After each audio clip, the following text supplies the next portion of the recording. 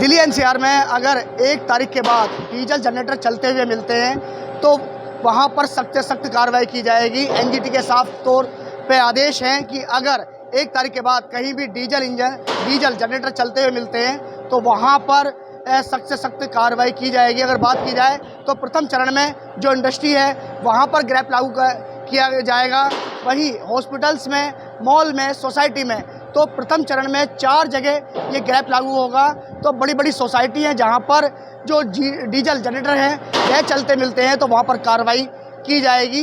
इस समय हम गाज़ियाबाद के कवि नगर इंडस्ट्रियल एरिया की एक फैक्ट्री में इस समय मौजूद हैं, जहां पर आपको दिखा रहे हैं कि यहां पर अगर लाइट चली जाती है तो पीएनजी गैस का इस्तेमाल किया जाता है। पीएनजी से यहाँ पर कार्य किया जाता है। हालांकि हर वर्ष की बात की जाए तो हर साल का यही रहता है, क्योंकि जो पोल्यूशन जब बढ़ता है तो ग्रैप लागू कर दिया जाता है, जिसके बाद जो ज़्यादातर इंडस्ट्री के जो लोग हैं अब उन्होंने पीएनजी का इस्तेमाल करना शुरू कर दिया है, क्योंकि उन दिनों में इन्हें फैक्ट्री बंद करनी पड़ती है। अगर बात करने के लिए हमारे साथ उद्यमी हैं, इनसे बात करते हैं। अरुण जी, आप तो इंडस्ट्रियल एरिया के अध्यक्ष भी हैं, तो आप क्या कहेंगे कि जिस तरीके से अब ग्रैप लागू कर दिया जाएगा, अगर कहीं भी डीजल जनरेटर चलता हुआ मिलता है तो सख्त से सख्त कार्रवाई की जाएगी। तो यहाँ पर जो ज़्यादा इंडस्ट्री है देखने को मिल रही है, पीएनजी से भी कार्य हो रहा है, तो डीजल आप जानना चाहेंगे, डीजल का खर्चा, पीएनजी का खर्चा, और क्या कहना चाहेंगे आप?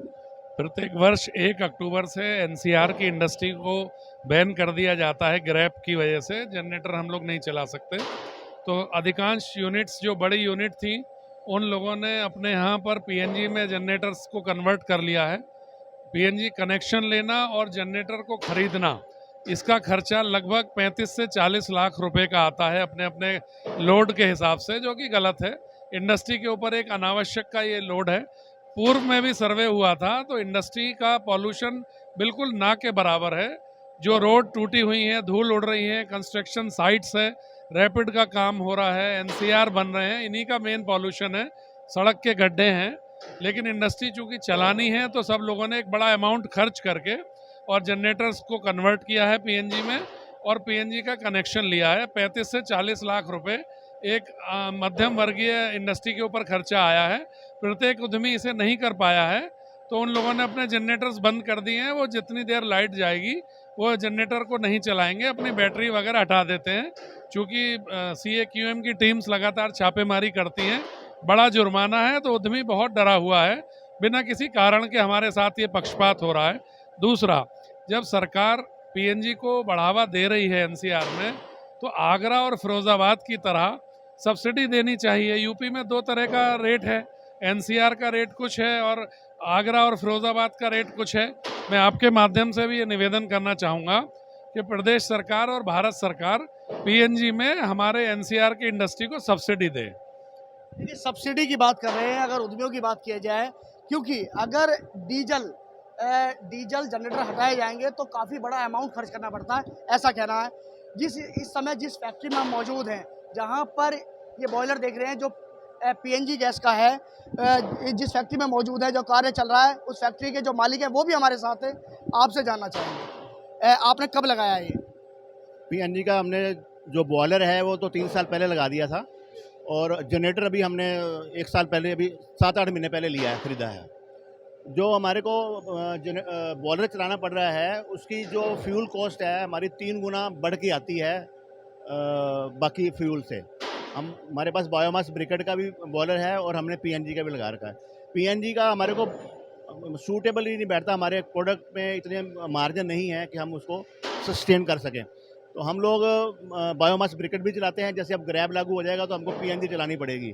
पीएनजी का कॉस्ट जो है हमारे पर केजी प्रोडक्ट की 3 रुपये बढ़ जाती है, तो वो बहुत बड़ी मार है। तो हम ये चाहते हैं कि पीएनजी में छूट दी जाए ताकि सब लोग इसको यूज़ करें और पोल्यूशन फ्री हों सारे जन।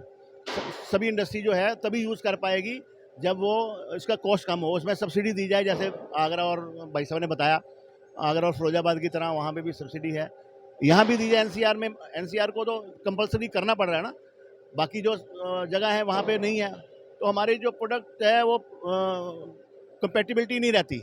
तो इसलिए ये बड़ी सरकार से हमारी रिक्वेस्ट है आपके थ्रू ये इसको ध्यान दिया जाए और इसमें सब्सिडी दी जाए।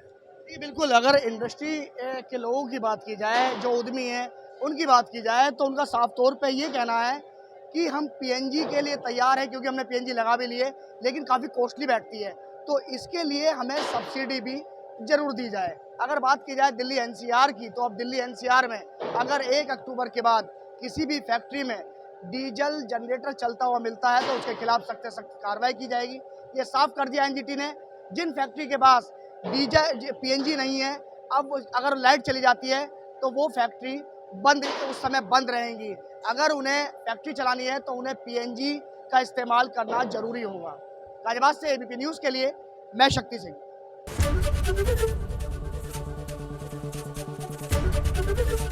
एबीपी गंगा, खबर आपकी, जुबान आपकी।